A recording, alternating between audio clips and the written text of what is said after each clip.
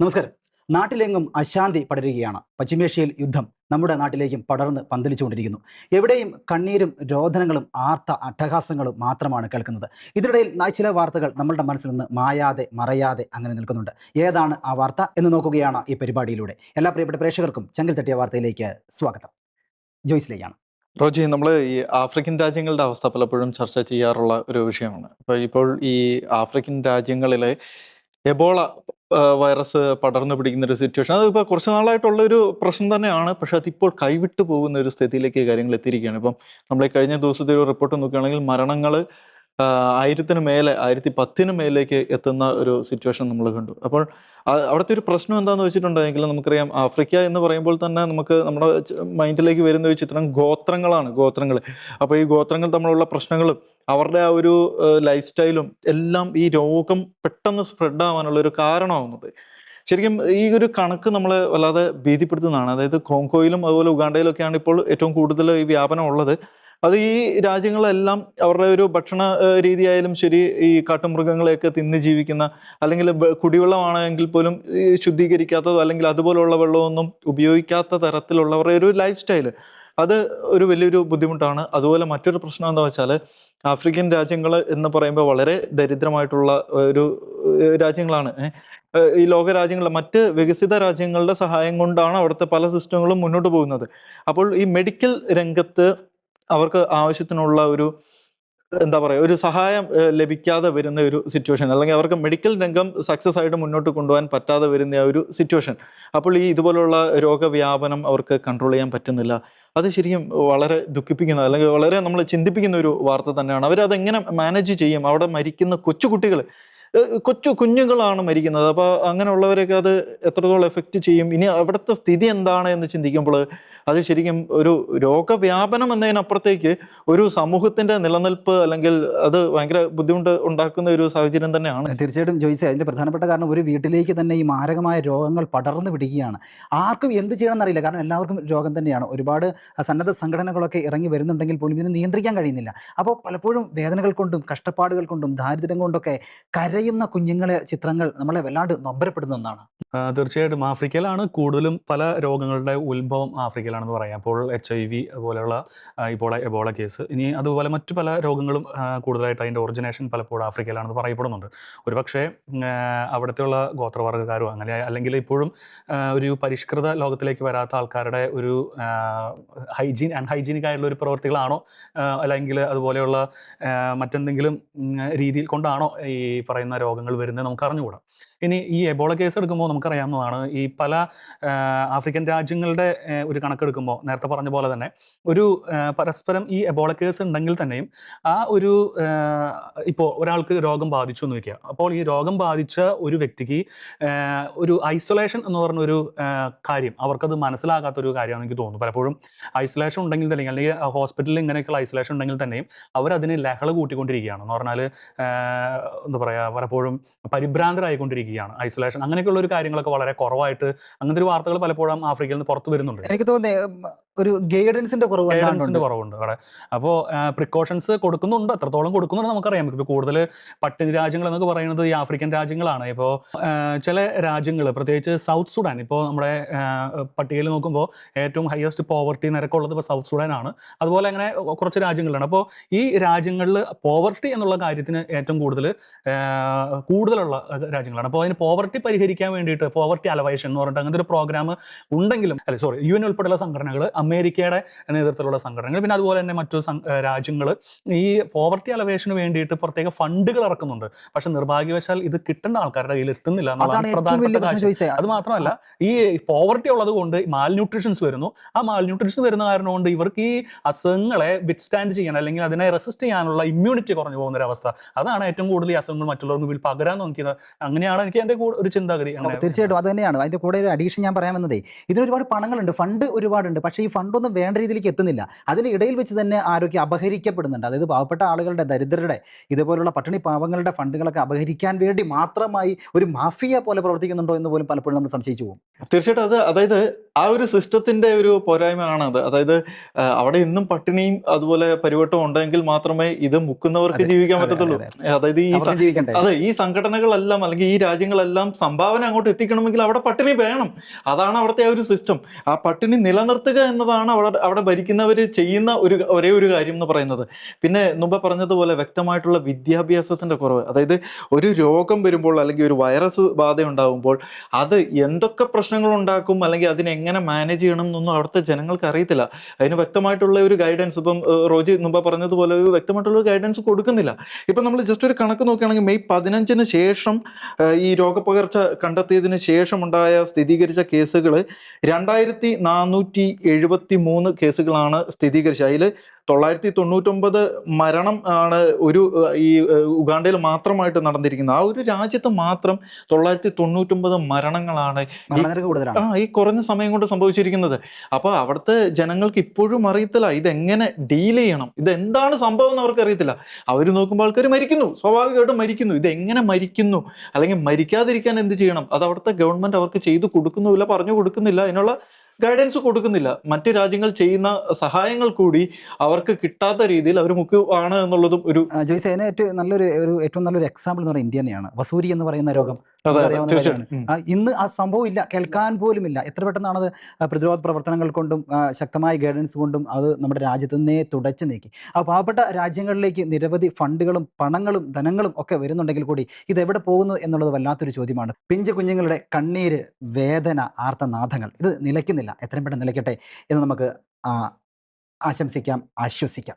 ജോണിലേക്കാണ്. കഴിഞ്ഞ കുറച്ച് നാളുകളായിട്ട് തന്നെ ഫ്രാൻസിൽ വന്നു വരുന്ന ഒരു ചർച്ചയാണ് ഈ 15 വയസ്സിന് താഴെയുള്ള കുട്ടികൾക്ക് ഈ സോഷ്യൽ മീഡിയ നിരോധനം ഏർപ്പെടുത്തുമെന്ന് പറഞ്ഞൊരു വാർത്ത. അപ്പോൾ അതിന് ഈ കഴിഞ്ഞ ദിവസമാണ് ഫ്രഞ്ച് ഭരണകൂടം അതിന് അനുമതി നൽകിയത്. അപ്പോൾ 15 വയസ്സിനും അതിന് താഴെയുള്ള വിദ്യാർത്ഥികൾക്ക് അതുപോലെ തന്നെ പിള്ളേർക്കൊക്കെ സോഷ്യൽ മീഡിയ നിരോധിക്കുകയാണ്. നമുക്കറിയാം ഓസ്ട്രേലിയയിൽ കഴിഞ്ഞ വർഷം തോടനുബന്ധിച്ച് ഒരു ഇതുപോലെ 16 വയസ്സിന് താഴെയുള്ള വിദ്യാർത്ഥികൾ സോഷ്യൽ മീഡിയ ബാൻ ഉണ്ടായിരുന്നു. അപ്പോൾ അത് സക്സസ്ഫുൾ ആയിരുന്നു എങ്കിലും അതിനെ പറ്റിയുള്ള ബാക്കിയുള്ള പണികൾ പിന്നാമ്പുറത്തും നടന്നുകൊണ്ടിരിക്കുന്നു. അതുപോലെ തന്നെ ഫ്രാൻസിൽ, ഇനി US-ലും UK-ലും അങ്ങനെ പല രാജ്യങ്ങളിലും അത് വീണ്ടും ആവിഷ്കരിക്കാൻ പോവുകയാണെന്നൊക്കെയാണ് പറയുന്നത്. തീർച്ചയായിട്ടും അത് വലിയൊരു നേട്ടം തന്നെയാണ് പ്രത്യേകിച്ച് വിദ്യാർത്ഥികൾക്ക്, അതുപോലെ തന്നെ 15 വയസ്സ് താഴെയുള്ള വിദ്യാർത്ഥികൾ. കാരണം എന്ന് വെച്ച് കഴിഞ്ഞാൽ ഇപ്പോഴത്തെ ഒരു അവസ്ഥ, ഇപ്പോൾ ഒരു ട്രെൻഡ് എന്ന് വെച്ച് കഴിഞ്ഞാൽ കയ്യിൽ ഒരു കുട്ടിയുടെ മൊബൈൽ ഉണ്ടെങ്കിൽ അവന് എന്തൊക്കെയോ ആണ് എന്ന് പറഞ്ഞാൽ മൊബൈൽ ഉൾപ്പെടെയാണ് ഒരു കുട്ടി ജനിച്ചു വീഴുന്നതെന്നൊക്കെ വേണമെങ്കിൽ പറയാം. സോ അങ്ങനത്തെ ഒരു ലോകത്തിലേക്കാണ് മാറി പോകുന്നത്. അപ്പോൾ ഒരു പക്ഷേ മാതാപിതാക്കൾ ഈ പിള്ളേരെ കരച്ചിൽ നിർത്താൻ വേണ്ടിയിട്ടോ അല്ലെങ്കിൽ അങ്ങനെ ഒരു കാര്യത്തിനൊക്കെ വേണ്ടി ഒരു പക്ഷേ മൊബൈലോ അല്ലെങ്കിൽ വീഡിയോസൊക്കെ കാർട്ടൂണൊക്കെ കാണിക്കുമായിരിക്കും. പണ്ട് അത് കാർട്ടൂണൊക്കെയാണ്, നമ്മൾ TV-യിൽ കണ്ടുകൊണ്ടിരുന്ന കാർട്ടൂണൊക്കെ ആയിരുന്നു. അപ്പോൾ അങ്ങനത്തെ അത് കാർട്ടൂൺ ലഹരി പോലെയായിരുന്നു. പിന്നീട് അത് കയ്യിൽ മൊബൈൽ, ടാബ്ലറ്റ്സ് അങ്ങനെയുള്ള സാധനങ്ങളിലേക്കൊക്കെ മാറി. അപ്പോൾ ചെറിയ കുട്ടികളുടെ കയ്യിൽ ഈ സാധനങ്ങൾ കിട്ടുമ്പോൾ എന്ത് സംഭവിക്കും, അത് വളർച്ചയെ ഒരു പക്ഷേ ബാധിക്കാൻ സാധ്യതയുണ്ട്. പലപ്പോഴും നമുക്കറിയാം ഇപ്പോൾ AI-യുടെ ഒരു യുഗമാണ്. അപ്പോൾ നമ്മൾ പല കാര്യങ്ങൾ ഇപ്പോൾ AI-യോട് പറയുകയാണ്, ഒരു പ്രത്യേക ഒരു ഐഡിയ ഉണ്ടാക്കി തരാൻ പറഞ്ഞു. AI നമുക്ക് പറ്റുന്ന രീതിയിൽ ഒരു ഐഡിയ ഉണ്ടാക്കിയിരുന്നു. ആ ഐഡിയ എടുത്ത് നമ്മൾ ബാക്കിയുള്ള രീതിയിലല്ല, നമുക്ക് പറ്റാത്ത രീതിയിൽ ഉണ്ടാക്കി തരും. അപ്പോൾ നമ്മൾ ആ ഐഡിയ അല്ലെങ്കിൽ ആശയം എടുത്തിട്ട് നമ്മുടെ രീതിയിൽ ഉപയോഗിക്കണം. പക്ഷേ നിർഭാഗ്യവശാൽ അവിടെ നമ്മുടെ ഒരു കഴിവ്, നമ്മുടെ ഒരു തിങ്കിങ് കപ്പാസിറ്റി അവിടെ ഉപയോഗിക്കുന്നില്ല. സ്കില്ല് ഡെവലപ്പ് ചെയ്യുന്നില്ല. സ്കില്ല് ഡെവലപ്പ് ചെയ്യുന്നത് വേണം. നമുക്കറിയാം ഈ ശാസ്ത്രം പറഞ്ഞ പോലെ ന്യൂറോൺസ് എല്ലാം കണക്ട് ചെയ്യുന്ന രീതിയിലൊക്കെ പോകും. അപ്പോൾ അതിനനുസരിച്ച് വർക്കൗട്ട് വരുന്നില്ല. ആ വർക്ക് അവിടെ ആര് ചെയ്യുന്നു? AI ചെയ്യുന്നു. ഇതുപോലെ തന്നെ ഈ പിള്ളേരെ കയ്യിൽ മൊബൈൽ കൊടുക്കുമ്പോൾ അവർ വളർന്നു വരുന്ന സാഹചര്യം ഇതനുസരിച്ച് നോക്കുമ്പോൾ മൊബൈൽ അവർക്കൊരു അഡിക്ഷനായിട്ട് മാറുന്ന ഒരു കാലഘട്ടത്തിലേക്ക് വരുവാണ്. പിന്നീട് അവർക്ക് മൊബൈൽ ഇല്ലാതെ ജീവിക്കാൻ പറ്റില്ല, അല്ലെങ്കിൽ സോഷ്യൽ മീഡിയ ഇല്ലാതെ ജീവിക്കാൻ പറ്റില്ല. അപ്പോൾ സാധാരണ കാണുന്ന സോഷ്യൽ എന്താ പറയുക, നമ്മൾ പറയും മിങ്കിൾ എന്നൊക്കെ പറയും, ആൾക്കാരായിട്ട് ഒരുമിച്ച് ചേരുക. അപ്പോൾ അതിന് പകരം കൂടുതലായിട്ടും വിദ്യാർത്ഥികൾ അല്ലെങ്കിൽ പിള്ളേർ കൂടുതൽ ആശ്രയിക്കുന്നത് ഈ മൊബൈൽ ഫോണിനെയാണ്. അപ്പോൾ മൊബൈൽ ഫോണിൽ ആശ്രയിക്കുന്ന വെർച്വൽ കണക്ഷൻസിന് അവർ കൂടുതൽ പ്രാധാന്യം കൊടുക്കും. നമ്മളിപ്പോൾ ഇൻസ്റ്റയിൽ എത്ര ഫോളോവേഴ്സ് ഉണ്ട്, അല്ലെങ്കിൽ ഈ ഫേസ്ബുക്കിൽ എത്ര ഫ്രണ്ട്സ് ഉണ്ട്, അല്ലെങ്കിൽ ടിക്ടോക്കിൽ ഈ സാധനത്തിലൊക്കെ എത്രത്തോളം എൻ്റെ വോയിസ് ഒക്കെ കാണുന്നുണ്ടെന്ന രീതിയിലൊക്കെ നമ്മുടെ താരതമ്യ പഠനം മാറാൻ സാധ്യതയുണ്ട്. അങ്ങനെ മാറുമ്പോൾ സംഭവിക്കും, സാധാരണ കാണുന്ന നാച്ചുറൽ ആയിട്ടുള്ള ഒരു സോഷ്യൽ അട്രാക്ഷൻസ് അല്ലെങ്കിൽ സോഷ്യൽ ഇൻവോൾവ്മെന്റ് അത് വളരെ കുറയുന്നു. മാത്രമല്ല വെർച്വൽ കണക്ഷൻസ് വളരെ കൂടുന്നു. വെർച്വൽ കണക്ഷൻസ് കൂടുമ്പോൾ ഒരു യഥാർത്ഥ പ്രശ്നം എന്ന് വെച്ചാൽ ഈ കണക്ഷൻസിൽ എന്തെങ്കിലും തകരാറ് വരുമ്പോൾ അല്ലെങ്കിൽ എന്തെങ്കിലും കുറവ് വരുമ്പോൾ നമുക്കൊരു പരാജയ ഭീതി വരാണ് ചെയ്യുന്നത്. കുട്ടികൾക്ക് പരാജയ ഭീതി വരുന്നു, അവർക്ക് ആ കണക്ഷൻ നഷ്ടപ്പെടുന്നു, അവസാനം പിന്നീട് അത് നിരാശയിലേക്ക് നയിക്കുന്നു, പിന്നീട് ആത്മഹത്യ ചെയ്യുന്നു. അങ്ങനത്തെ ഒരു അവസ്ഥയിലേക്ക് അത് മാറിപ്പോകുന്നു എന്ന് തന്നെയാണ്. അപ്പൊ അതിന് മുൻകൂട്ടി തന്നെ ഈ ഫ്രഞ്ച് ഗവൺമെന്റ് എടുത്തൊരു തീരുമാനം വളരെ സ്വാഗതാർഹമാണ്. അതുപോലത്തെ ഒരു തീരുമാനം ഇന്ത്യയിലും വരണമെന്നാണ് ഞാൻ ചിന്തിക്കുന്നത്. ഓക്കെ, തീർച്ചയായിട്ടും കുട്ടികൾക്ക് അവരുടെ സ്റ്റാറ്റസ് എങ്ങനെയാണ് നോക്കുന്നത്, എൻ്റെ ഫോട്ടോയ്ക്ക് എത്ര ലൈക്ക് കിട്ടി എന്ന് നോക്കിയിട്ടാണ്. അപ്പോൾ പലപ്പോഴും കുട്ടികൾ പറയുന്നത് കേട്ടിട്ടുണ്ട്, എൻ്റെ ഫോട്ടോയ്ക്ക് 100 ലൈക്ക് കിട്ടി, അപ്പോൾ പറയുന്നു 120 ലൈക്ക് കിട്ടി. ഓക്കെ, അപ്പോൾ പലപ്പോഴും കുട്ടികളുടെ ചിന്ത അങ്ങനെയായി മാറുന്നു, ഒരു ലൈക്കിനാണ് അവർ കൂടുതലും പ്രാധാന്യം കൊടുക്കുന്നത് തോന്നുന്നു. ഇത് എനിക്ക് തോന്നുന്നു ഇന്ത്യയിൽ തന്നെ പല സംസ്ഥാനങ്ങളിലും ഇപ്പോൾ ആലോചനയിലുണ്ട് എന്ന് തോന്നുന്നു. ആന്ധ്രാപ്രദേശിലൊക്കെ ഏകദേശം ഒക്കെ ഒരു നടപ്പിലായ രീതിയിലൊക്കെ എത്തിയായിരുന്നു എന്നാണ് എൻ്റെ ഒരു അറിവ്. പക്ഷെ വേറൊരു കേസ് എന്താ വെച്ചിട്ടുണ്ടെങ്കിൽ, നമുക്ക് പഠിക്കുന്ന വിദ്യാർത്ഥികളെ സംബന്ധിച്ചിടത്തോളം പൂർണ്ണമായിട്ടും ഈ ഒരു സോഷ്യൽ മീഡിയ അല്ലെങ്കിൽ ഒരു ഡിജിറ്റൽ വേൾഡിൽ നിന്നും അവരെ നമുക്ക് മാറ്റി നിർത്താൻ സാധിക്കത്തില്ല. അതൊരു യാഥാർത്ഥ്യമാണ്. അതായത് ശരിക്കും ഒക്കെ ഒരു നിയന്ത്രണം കൊണ്ടുവരാം, ഒരു സോഷ്യൽ പ്ലാറ്റ്ഫോമുകളുടെ ഒരു നിയന്ത്രണം കൊണ്ടുവരാം. അവർക്ക് ആവശ്യമായിട്ടുള്ള സംവിധാനങ്ങൾ അവർക്ക് കൊടുത്തുകൊണ്ട് തന്നെ നമുക്കൊരു നിയന്ത്രണം കൊണ്ടുവരാൻ ഉള്ള ഒരു വഴി അതാണ് കണ്ടെത്തേണ്ടതെന്ന് എനിക്ക് തോന്നുന്നു. അതെ അതെ, നേരത്തെ ജോൺ പറഞ്ഞ ഒരു പോയിന്റാണ് കുട്ടികളുടെ വളർച്ചയെ കാര്യമായ രീതിയിൽ ബാധിക്കുന്നുണ്ടെന്ന്. അതിന് പ്രധാനപ്പെട്ട ഒരു കാരണം ഈ ഫോൺ അഡിക്ഷൻ ആയതുകൊണ്ട് കുട്ടികളുടെ ബുദ്ധി വികസിക്കുന്നില്ല. അപ്പോൾ പലപ്പോഴും നമ്മൾ ചില കുട്ടികളെ കണ്ടിട്ടുണ്ടാകും, അതായത് കുട്ടിക്ക് പ്രായമായിട്ടുണ്ടാകും, പക്ഷേ അതിനനുസരിച്ചുള്ള പക്വതയോ സംസാരിക്കാനോ ഒന്നും കഴിയാത്ത പല അവസ്ഥകളും പല കുട്ടികളെയും നമ്മൾ കണ്ടിട്ടുണ്ടാകും. അങ്ങനെ ഈ അഡിക്ഷൻ കൂടുകയും ഫോണിൻ്റെ ഉപയോഗം കൂടുന്നതും ഫ്യൂച്ചർ എന്ന് പറയുന്നത്, അതായത് നമ്മുടെ ഭാവി തലമുറയെ തന്നെ ഇല്ലാതാക്കുന്ന ഒന്നായി മാറും. തീർച്ചയായും അതെ. കാരണം ഇത്തരത്തിലുള്ള സോഷ്യൽ മീഡിയ അല്ലെങ്കിൽ ഇങ്ങനത്തെ ഒരു ഡിജിറ്റൽ പ്ലാറ്റ്ഫോമുകളുടെ അമിതമായിട്ടുള്ള ഉപയോഗം കുട്ടികളുടെ സ്വഭാവ രൂപീകരണത്തെ പോലും വളരെ മോശമായിട്ട് ബാധിക്കുമെന്ന് സൈക്കോളജിക്കൽ പഠനങ്ങൾ പറയുന്നുണ്ട്. അതായത് അവര് വെർച്വൽ കണക്ഷൻസിലേക്ക് വരുമ്പോൾ, പിന്നെ അത് ജോൺ ചേട്ടൻ പറഞ്ഞ പോലെ വെർച്വൽ കണക്ഷൻസിലേക്ക് വരുമ്പോൾ റിയൽ കണക്ഷൻസ് എന്താണെന്ന് അവർക്ക് മനസ്സിലാവുന്നില്ല. അത് യഥാർത്ഥത്തിൽ ഒരു മനുഷ്യനോട് സംസാരിക്കേണ്ടത് എങ്ങനെയാണ്, ഒരു റിലേഷൻഷിപ്പ് എങ്ങനെ ബിൽഡ് ചെയ്യണം എന്നുള്ള കാര്യങ്ങൾ പോലും കുട്ടികൾ മറന്നു പോവുകയാണ്. അപ്പൊ അതിലൂടെ എന്ത് സംഭവിക്കുന്നു, എംപതി, സിമ്പതി പോലെയുള്ള ക്വാളിറ്റീസ്, മനുഷ്യനെ മനുഷ്യനാക്കുന്ന പോലത്തെ ക്വാളിറ്റീസ് അവർക്ക് ഉണ്ടാകുന്നില്ല, അവരിൽ ഡെവലപ്പ് ആകുന്നില്ല. കാരണം അവരിയ്ക്കുന്നത് ഈ ഒരു സോഷ്യൽ മീഡിയ പ്ലാറ്റ്ഫോമുകളിലാണ്. അതിലെന്ത് ചെയ്യണമെന്ന് മാത്രമേ അവർ അറിയുന്നുള്ളൂ. പണ്ടത്തെ പോലെ ആളുകളായിട്ട് മിങ്കിൾ ചെയ്യണമെന്നോ അല്ലെങ്കിൽ മനുഷ്യരോട് എങ്ങനെ ഇന്ററാക്ട് ചെയ്യണം എന്നുള്ളത് കുട്ടികൾക്ക് അവർ പഠിക്കുന്നില്ല. അങ്ങനെ ഒരു പ്ലാറ്റ്ഫോം അവർക്ക് വരുന്നില്ല. കാരണം അവർ ജനിച്ചു വളരുന്നത് കാണുന്നത് ഈ ഫോണാണ്. പണ്ടൊരു അഡ്വർടൈസ്മെന്റ് ഉണ്ടായിരുന്നു, വോഡോഫോണിന്റെ ആണെന്നാണ് എൻ്റെ ഒരു ഓർമ്മ.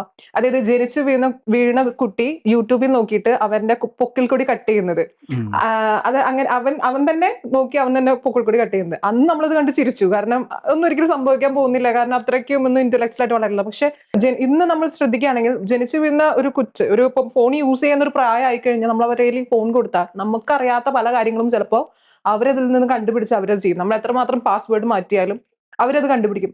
കാരണം അവരുടെ ബ്രെയിൻ എന്ന് പറയുന്നത് അത്രയ്ക്കും ഫാസ്റ്റ് ആണ്. കാലം പോകുന്തോറും അവരുടെ ബ്രെയിൻ ആക്ടിവിറ്റീസും ഫാസ്റ്റ് ആയിരിക്കും.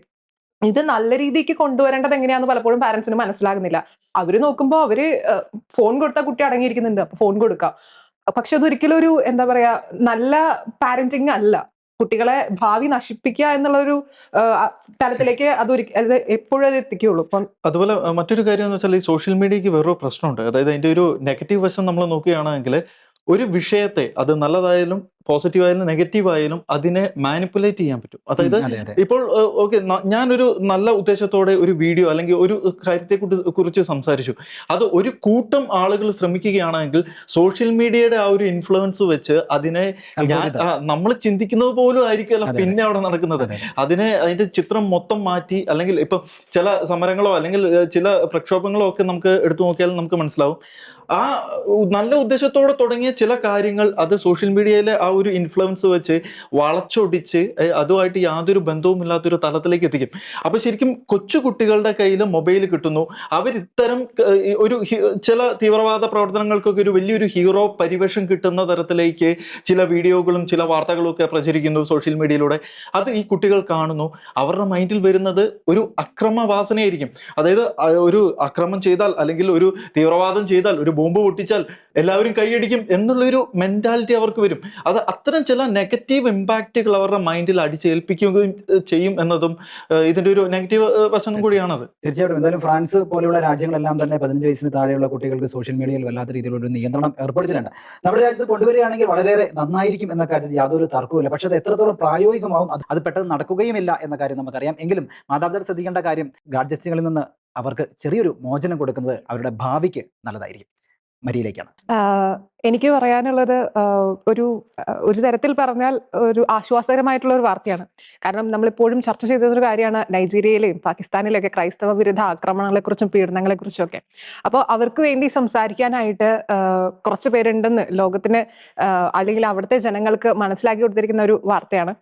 യൂറോപ്യൻ പാർലമെന്റിൽ നൈജീരിയയിലെ കൂട്ടക്കൊലക്കെതിരെയും അതുപോലെ തന്നെ പാകിസ്ഥാനിലെ ബാലവിവാഹങ്ങൾക്കെതിരെയും ക്രൈസ്തവ പെൺകുട്ടികളെ തട്ടിക്കൊണ്ടുപോയി ബാലവിവാഹം നടത്തുന്നതിനെതിരായിട്ട് 2 പ്രമേയങ്ങൾ പാസ്സാക്കിയിട്ടുള്ള ആശ്വാസകരമായിട്ടുള്ള ഒരു വാർത്തയാണ് വരുന്നത്.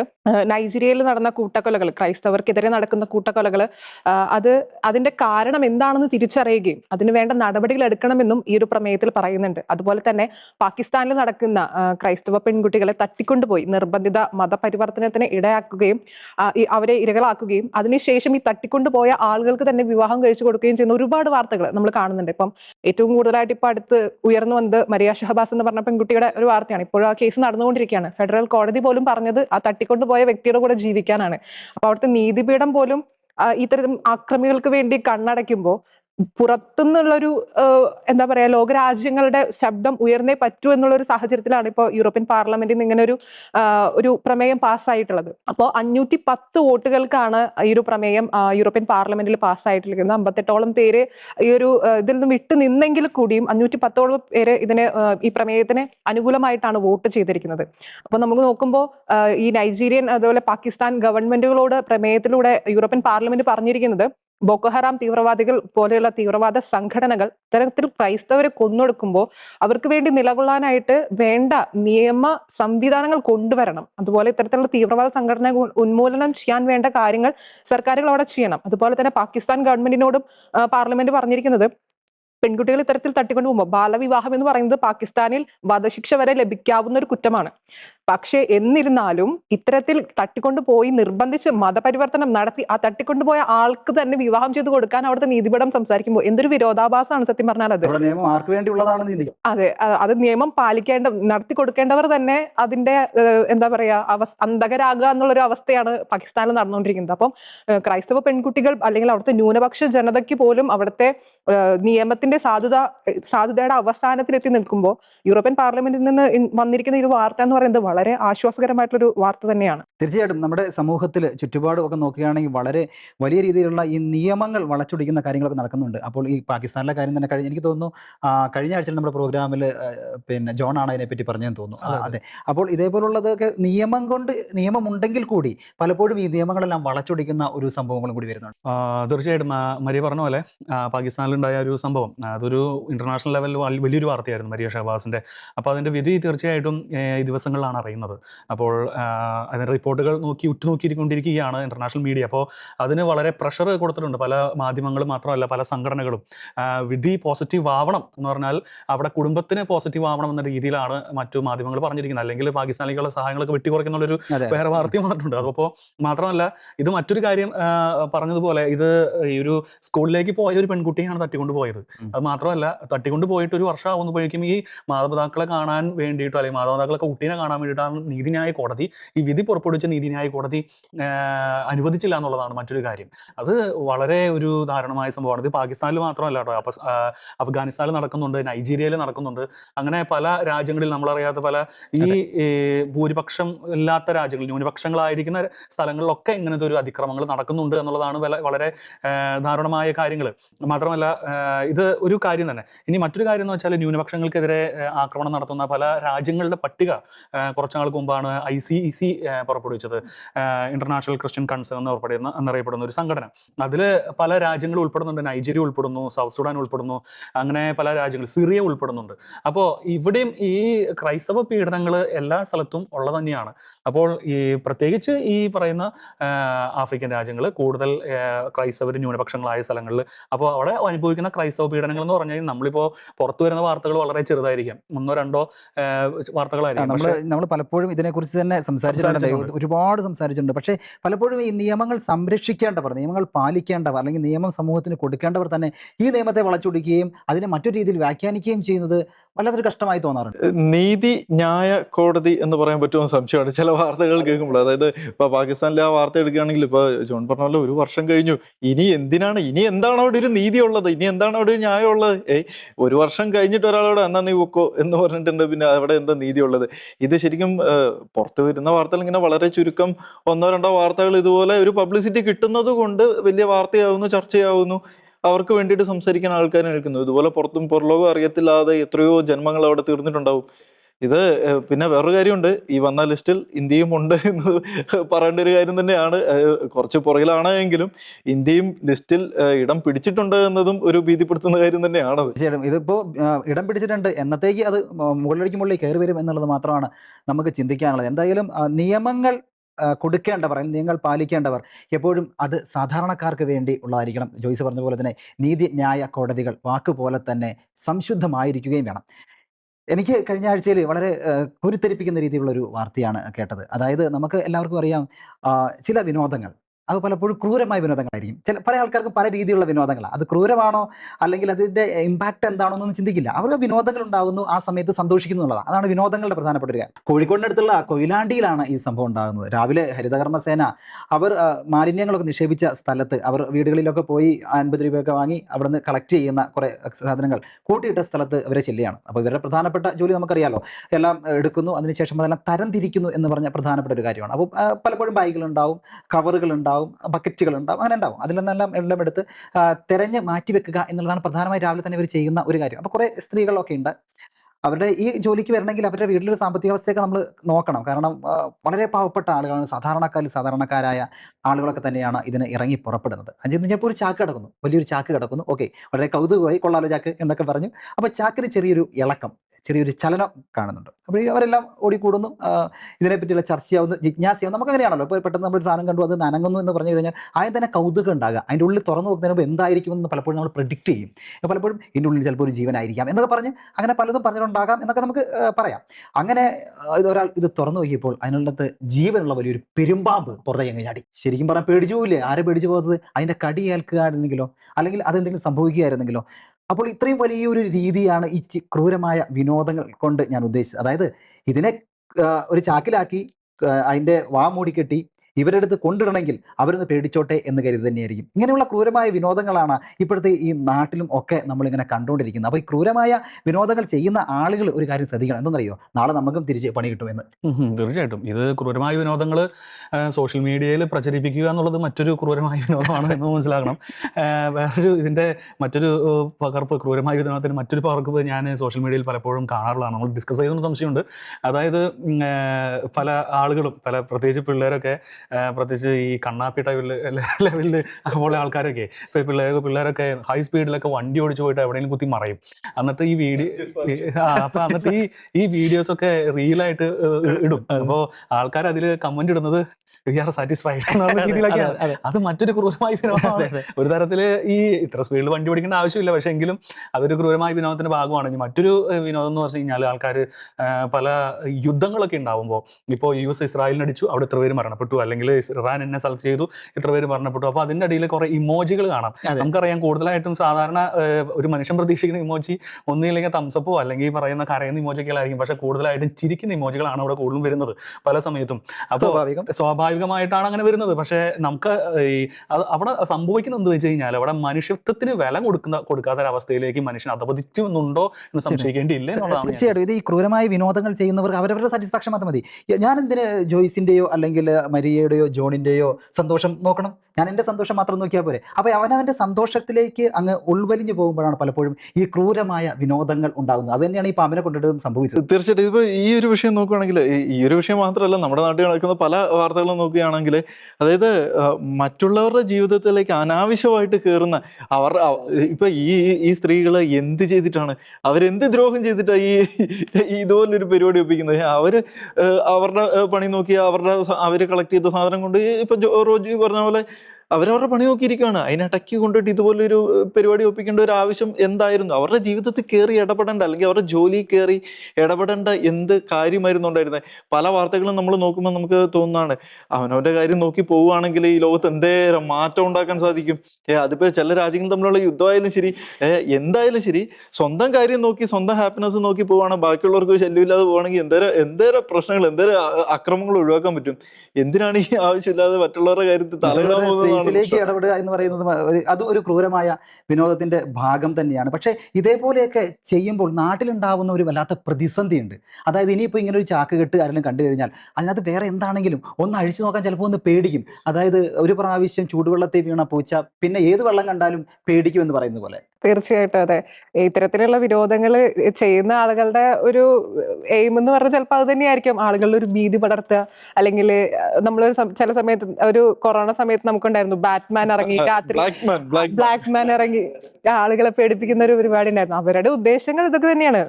മറ്റുള്ളവർ പേടിക്കുന്നത് കണ്ട് ഉള്ളിൽ സന്തോഷിക്കുക. നാർസിസ്റ്റിക് പേഴ്സണാലിറ്റി എന്ന് വേണമെങ്കിൽ നമുക്ക് പറയാം അതിനെ. അപ്പൊ അത് പലപ്പോഴും എനിക്ക് തോന്നുന്നു കൂടിക്കൊണ്ട് വരികയാണ് നമ്മുടെ സമൂഹത്തിൽ. മറ്റുള്ളവരെ പേടിപ്പിച്ച് അല്ലെങ്കിൽ അവരുടെ കണ്ണീര് കണ്ട് സന്തോഷിക്കുന്ന ഒരു സ്വഭാവ വൈകൃതം. അടീന്റെ കുറവാ, വേറെ ഒന്നും അതിനകത്ത് പറയാനില്ല. പറഞ്ഞ പോലെ അടിയുടെ കുറവ് എന്ന് നമുക്ക് പൊതുവെ പറയാമെങ്കിലും നേരത്തെ പറഞ്ഞ പോലെ മനുഷ്യത്വത്തിന്റെ ഒരു കുറവ് തന്നെയാണ് മെയിൻ ആയിട്ട് ഇതിനെല്ലാം. മനുഷ്യന്റെ മൂല്യങ്ങൾ എവിടെയൊക്കെ നശിച്ചു പോയിക്കൊണ്ടിരിക്കുന്നു എന്ന് തന്നെ നമുക്ക് പറയേണ്ടി വരും ഈ ഒരു കാര്യത്തിൽ. തീർച്ചയായും അത്താഴപ്പട്ടിക്കാരായ ആളുകളാണ് ഈ ഹരിതകർമ്മ സേന അംഗങ്ങൾ എന്നൊക്കെ പറയുന്നത്. ഇവർ രാവിലെ വീട്ടിൽ നിന്ന് ഇറങ്ങുന്നു, അതിനുശേഷം വീട്ടിലൊരു ലോഡ് പണി ഉണ്ടാവും കേട്ടോ. അത് കഴിഞ്ഞിട്ടാണ് ഇറങ്ങുന്നത്. നമ്മുടെ വീട്ടിലൊക്കെ മാതാപിതാക്കളുടെ കാര്യമൊക്കെ നമുക്കറിയാമല്ലോ. അപ്പോൾ ഒരുപാട് പണിയൊക്കെ ചെയ്തതിന് ശേഷം ക്ഷീണിച്ച് ഇവർ ഇറങ്ങുന്നു, അവർ ഓരോ വീടുകളിലും കയറുന്നു, ഇത് കളക്ട് ചെയ്യുന്നു. ഭയങ്കര ബുദ്ധിമുട്ടാണ് കാണുമ്പോൾ. വളരെ കൂളായിട്ട് ചിരിച്ചുകൊണ്ടും ഉല്ലസിച്ചുകൊണ്ടും ഒക്കെ നടക്കുന്നുണ്ടെങ്കിലും ഉള്ളിലേക്ക് ഇറങ്ങി ചെല്ലുമ്പോൾ വല്ലാത്ത ജീവിതം തന്നെയാണ് അവരുടെ. ശരിയാണ് അത്. അപ്പോൾ ഈ ഹരിതകർമ്മസേന ചെയ്യുന്ന ജോലികൾ വളരെ പോസിറ്റീവായിട്ട് തന്നെ പറയുകയാണെങ്കിൽ നമ്മുടെ സമൂഹത്തിൽ ഒരു ഇമ്പാക്ട് ഉണ്ടാക്കാൻ പറ്റിയ ഒരു കാര്യം തന്നെയാണ് ഈ വേസ്റ്റ് മാനേജ്മെന്റ്.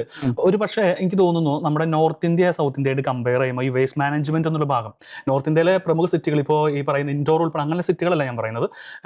ഞാൻ ടോട്ടലി പറയുകയാണെങ്കിൽ സൗത്ത് ഇന്ത്യ നോർത്ത് ഇന്ത്യ ഒന്നൊരു കമ്പാരിസൺ വെക്കുകയാണ്. പ്രത്യേകിച്ച് നമ്മുടെ ഈ കേരളಕ್ಕೆ കമ്പാരിസൺ വെക്കുമ്പോൾ കുറച്ചും കൂടി വൃത്തിയുള്ള സ്ഥലങ്ങൾ എന്ന് പറയുന്നത് ഇപ്പോൾ നമ്മുടെ നാട് തന്നെയാണെന്ന് പറയാം. ഇപ്പോൾ കേരളം വിട്ട് കഴിഞ്ഞാൽ ഒരു പക്ഷേ ഈ സിറ്റികളിലൊക്കെ പോകുമ്പോൾ നമുക്ക് പ്രത്യേകിച്ച് നോർത്തിൽ നമുക്ക് അത്ര അക്സെപ്റ്റബിൾ ആയിരിക്കുന്ന സ്ഥലങ്ങളാവണമെന്ന് നിർബന്ധമില്ല. പക്ഷേ കേരളം ഇങ്ങനെ ആയിക്കൊണ്ടിരിക്കുന്നു. ഇനി അടുത്തൊരു കാര്യം പറയുകയാണെങ്കിൽ ഈ വേസ്റ്റ് മാനേജ്മെന്റ് ഇന്ത്യക്ക് ടെക്നോളജി ഉണ്ട്, വളർച്ചയുണ്ട്, അതുപോലെ തന്നെ സിസ്റ്റമാറ്റിക് ആയിട്ടുള്ള വളർച്ച അല്ലാതെ ഒരു പ്രശ്നം വരണം എന്ന് പറഞ്ഞാൽ വളർച്ചയുണ്ട് പക്ഷേ സിസ്റ്റമാറ്റിക് അല്ല. ആ സിസ്റ്റമാറ്റിക് ഉള്ള വളർച്ച വരുന്ന എന്ത് വേണം, ഇവിടെ വേസ്റ്റ് മാനേജ്മെന്റ് എന്ന് പറഞ്ഞ ഭാഗം കൂടി അവിടെ കംപ്ലീറ്റ് ആവണം. അത് വരുന്നില്ല അവിടെ. മാത്രമല്ല പല കാര്യങ്ങളും. അപ്പോൾ ഒരു കാര്യമാണ് ഞാൻ പറയുന്നത് വേസ്റ്റ് മാനേജ്മെന്റ്. പലപ്പോഴും ഈ വേസ്റ്റ് മാനേജ്മെന്റിന്റെ കാര്യത്തിൽ ഇന്ത്യ വളരെ പുറകിലാണെന്ന് തന്നെ പറയാൻ സാധിക്കും. വൺ ഓഫ് ദി ഡർട്ടിയസ്റ്റ് കൺട്രി എന്ന് പറയുന്ന പോലെ ഈ ഇന്ത്യനൊക്കെ പലപ്പോഴും പല വിദേശ വ്ളോഗർമാരൊക്കെ നിന്ദിക്കാറുണ്ട്. പക്ഷേ എപ്പോഴും അത് കംപ്ലീറ്റ് അങ്ങനെ ആയിട്ടല്ല, അത് അസത്യമാണ് അവർ പറയുന്നത്. ഇന്ത്യ അങ്ങനെയല്ല.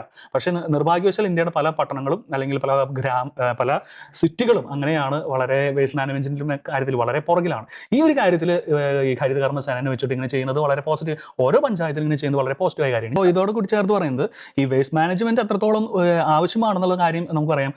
എത്രത്തോളം നമ്മൾ ഈ വേസ്റ്റ് ഒക്കെ എത്രത്തോളം നന്നായി ക്ലിയർ ആയിട്ട് പ്രോസസ്സ് ചെയ്യുന്ന അനുസരിച്ചുള്ള ഈ പറയുന്ന ബാക്ടീരിയകൾ, വൈറസുകൾ, അതുപോലെയുള്ള മറ്റ് സാംക്രമിക രോഗങ്ങൾ, അവയുടെ വളർച്ച, അതുപോലെയുള്ള കാര്യങ്ങളൊക്കെ വളരെ കുറയാനും സാധ്യതയുണ്ട് എന്ന് തന്നെയാണ് ഞാൻ ചിന്തിക്കുന്നത്, പ്രത്യേകിച്ച് മഴക്കാലം ഉള്ള ഈ സമയത്തൊക്കെ. തീർച്ചയായിട്ടും മറ്റുള്ളവരുടെ ജീവിതത്തിൽ ഇങ്ങനെ വല്ലാത്ത പ്രതിസന്ധികൾ ഉണ്ടാക്കുന്നതിനും പകരം നമുക്കൊരു ആത്മസമർപ്പണം വേണമെന്നേ. അതായത് അർപ്പണ ബോധം വേണം.